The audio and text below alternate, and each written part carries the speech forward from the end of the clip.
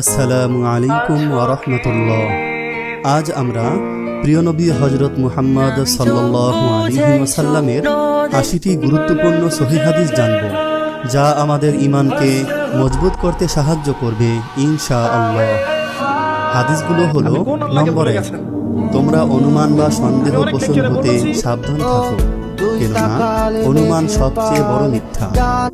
নম্বর ২, যে লোক মানুষের প্রতি দয়া অনুগ্রহ করে না, তার প্রতি আল্লাহ পাকও দয়া অনুগ্রহ করেন না।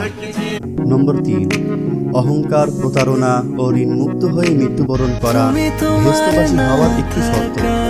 নম্বর ৪, বিশ্বস্ত সত্যবাদী মুসলমান ব্যবসায়ী কিয়ামতের দিন শহীদদের সঙ্গী হবে। নম্বর ৫, তোমরা ক্রয় বিক্রয়ে অধিক শপথ করা হতে সাবধান থাকবে, কেননা এতে লাভ হলেও পরে তা বিনাশ ডেকে আনে। নম্বর ৬, ওই নারী